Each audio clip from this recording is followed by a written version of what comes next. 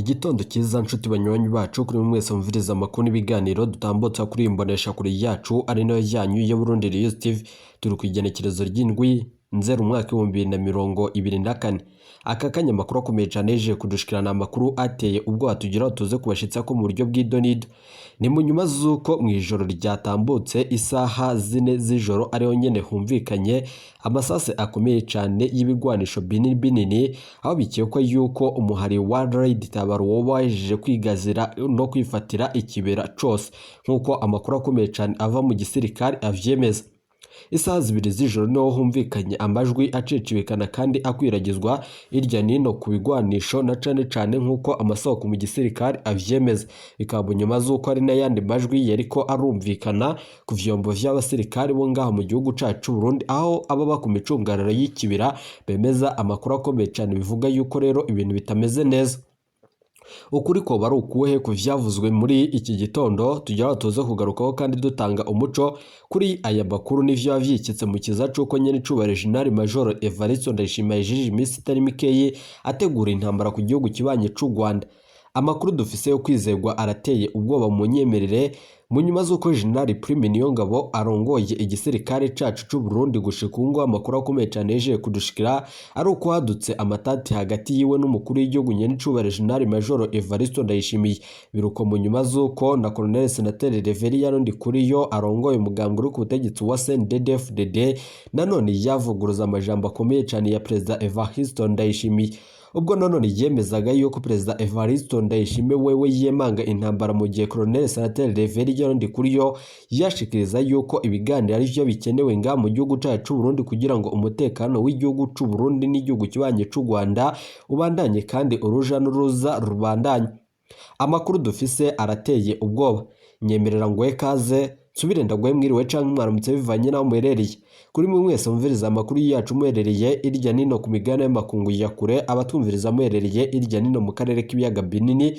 Eka ndagwe kaze nshuti munywanyi wacu kuri umviriza amakuru yacu uherereye nga mu gihugu cacu c'u Burundi mu makumyine agiye atandukanye mu sata bitandukanye vy'igihugu. Mwese tubahaye kaze muri aya makuru akomeye cyane twabategurire ka rero tubirenda gukengurukiye cyane nshuti munywanyi wacu kuri waje gupyonda ijambo sabone ku batarabikora akaniko karyo ndagusomera ku musi video urabanditse ijambo sabone pyonde ko uracabona rakazujya nawe nyine pyonde ko hama tuje turabana mu makuru y'ibigano dutambutsa kuri Burundi News TV. Ndabibutse yuko aya makuru avugwa mu bisata bitandukanye gisaca politique umutekano n'agateka zira muntu mukatorezwa n'umugwa wamenyesha makuru umuhinga akorera nga mu gihugu cacu c'u Burundi n'abandi bakorera irya nino mu karere k'ibiyaga binini. Gushika ubu ingingo nkuru turazifatira ku makuru akomeye cyane yeje kudushikira mu nyuma zuko President Evariste Ndayishimiye ajeje gufata no kwemanga yuko yoba agiye gutera igihugu kibanye c'u Rwanda no kugarara imipaka nkuko nanone amakuru akomeye cyane ahejeje imisi itari mikeyi yadushike. President Evariste Ndayishimiye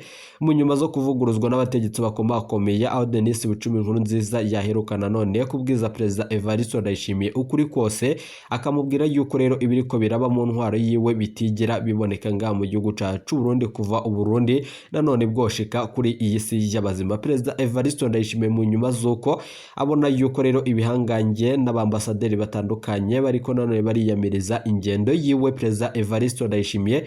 Aka kanya rero amagara yiwe yoba agiramiwe mu nyemerere tuze kubishika ko kandi tuze kubigaruka ko muri aya makuru akomeye cyane twabateguriye.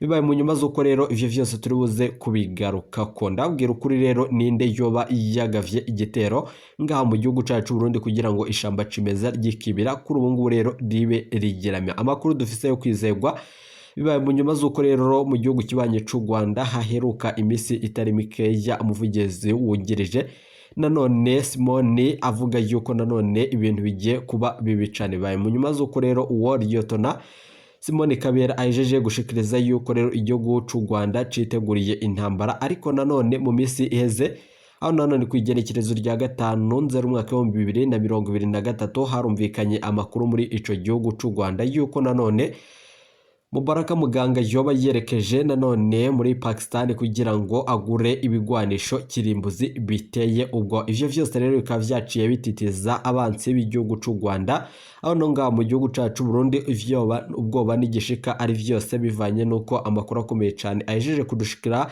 Icoba rero ciriko kirategwa na Perezida Felix Antoine Tshisekedi, aho atagira Perezida nyene icubahiro General Major Evariste Ndayishimiye, na cane kubandanya amufasha mu bikorwa bitandukanye nkuko Perezida Felix Antoine Tshisekedi wa Kongo wewe yama ashikiriza amajambo akomeye cyane kuri ico gihugu c'u Rwanda. Bibutse yuko rero Leta Zunze Ubumwe za Amerika gushika ubu rero zihejeje kwiyongora ku gihugu cacu Burundi, aho nyene tugiye gufatirwa ibihano bikomeye cyane unyuma zuko umuvyeyi wacu nyene icubahiro General Major Evariste Ndayishimiye yanse abahuza ibitsina babisangiye ngaha mu gihugu cacu Burundi. Yashikiriza yuko rero abo bose bama muri ivyo bikorwa bakwiye nanone gushirwa ahagaragara kugira ngo bategwe amabuye, uko Perezida Evariste Ndayishimiye yabishikirije ubwo nanone yari imbenyere y'abamenyesha makuru. Ibi vyose rero nivyaciye bitera agashavu aho muri Leta Zunze Ubumwe za Amerika, aho bobo bumva yuko iyo ngingo Perezida Evariste Ndayishimiye yafata igiye kumukwegera akarambare, na cane nubwo hataratangazwa ibihano bikomeye cyane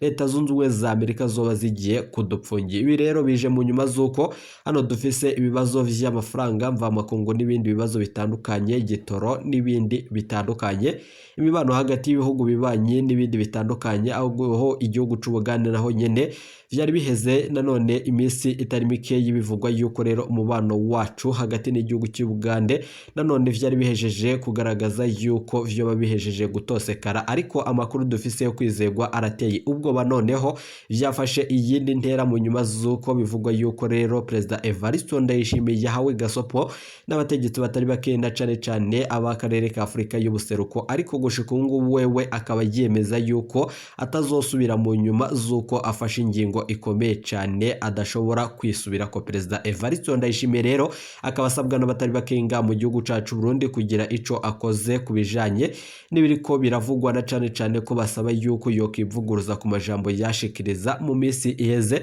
ubwo nanone na Colonel Senateri Reverien Ndikuriyo umunyamabanga mukuru umugambwe w'ubutegetsi wa CNDD-FDD yagira ico ashikiriza kuri ayo majambo, aboneka avuguruza ivyo Perezida Evariste Ndayishimiye yari yashikirije mu majambo yashikiriza mu gutangura umwaka mushasha w'2024. Muze kunyemera rero tuze kugaruka kuri ayo makuru akomeye cyane twabateguriye. Reka nsubire ndagoye kaze nshuti munywanyi wacu, ndagukengurukije cyane kuri wewe wumviza amakuru yacu herereye ngaha mu gihugu cacu Burundi n'abaherereye irya nino mu bisata bitandukanye vy'igihugu cyo. Rero inkuru y'umunezero biravugwa yuko Pascal Nyabendi warohejeje imisi itari mikeyi yarabuzwe irengero. Abaryango biwe rero basubiye kuturungikira ubutumwa bavuga yuko rero Pascal Nyabendi gushika ubu rero yoba amerewe neza. Hari haheze imisi itari mikeyi bivugwa yuko rero yoba yaranyurujwe nabo mwiperereza, ariko nanone ivyo bigakorwa mu ibanga ntangere, navyo nyene bigaca rero bitanga nanone umuco kuvyerekeranye n'ibiriko biravugwa nga mu gihugu cacu Burundi, aho abantu batandukanye batari nga mu gihugu cacu Burundi bamwe bariko baratogwa ibiziga, na cane abari mu bihugu vya Buraya, aho nanone nga mu gihugu cacu Burundi twarungitse abaja nanone kubaneka nkuko amasoko yacu mwigendereza avyemeza. Perezida Evariste Ndayishimiye rero yatangwe kwikiza abansi biwe gake, aho umwe kuri umwe arashobora guhagarikwa umutima bidatevye. Amakuru rero dukura mwigendereza yemeza yuko hari bamwe barungitswe muri izo operation zitandukanye. Iyo misiyo rero ikaba nanone izohera mu mwaka uza nkuko Perezida Evariste Ndayishimiye wewe mu gihe rero c'amatora adashaka umuntu azoza kwivanga mu matora yiwe ngaha mu gihugu cacu c'u Burundi. Perezida Evariste Ndayishimiye yanafata ingingo ikomeye cyane yo gufata ibihano ku bikomeye cyane ku batari bakeyi bo ngaha mu gihugu cacu Burundi, na cane uwikekwa ko ivyaha vyo kuba nanone yoba ari mu mugambi ukomeye cyane wo kuba atavuga rumwe n'ubutegetsi bwa CNDD-FDD arakubagurwa akaborezwa igufa uko amasoko yacu avyemeza. Perezida Evariste Ndayishimiye rero gushika ubu mu nyuma zuko rero igihugu cacu Burundi cugarijwe n'ibibazo bitandukanye. Muze kunyemera rero ari navyo nyene tuza gukomozaho kandi tuze kubigaruka ko muri aya makuru akomeye cyane twabateguriye. Reka rero dutangurire nk'uko twababwiye mu fiyofunyo, dutangurire kuri izi ngingo zikomeye cyane. Aho nanone mu ishamba cimeza ry'ikibira isaha 2 z'ijoro ariho nyene hatanguraga gukwiragizwa amakuru ku vyombo vy'abasirikare, aho nyene abo ku micungura y'ishamba cimeza ry'ikibira n'aba bariko barakizura mu ijoro bamenyesheje yuko nanone umutekano utifashwe neza, mu nyuma z'uko bivugwa yuko rero hari ibigwanisho kirimbuzi vyarungikwaga muri iryo shamba cimeza ry'ikibira, ariko nanone gushika ubu ngubu rero bakaba bakiriko bararondeza kugira ngo harabwe ingene kandi hafatwe hatoregwe umuti ivyo bibazo vyose biriko bigiye kuboneka ngaha mu gihugu c'u Burundi. Ico kibanza ndabutse yuko categerezwa kurungikwamwo abagwanyi ba FDLR mu nyuma z'uko bisabwe na Perezida Felix Antoine Tshisekedi, aho abona yuko rero gutera igihugu kibanye c'u Rwanda gushika ngo bicigoranye cyane nkuko yabitangariza abanyagihugu. Perezida Evariste Ndayishimiye nubwo biruko nguko afisanye amasezerano na mugenzi we wa Kongo Perezida Felix Antoine Tshisekedi. Ayo masezerano rero nkuko nyine ncubahiro General Major Evariste Ndayishimiye nkuko yavyivugiye akaba yarashikirije yuko nanone bafise amasezerano atandukanye agira kabiri.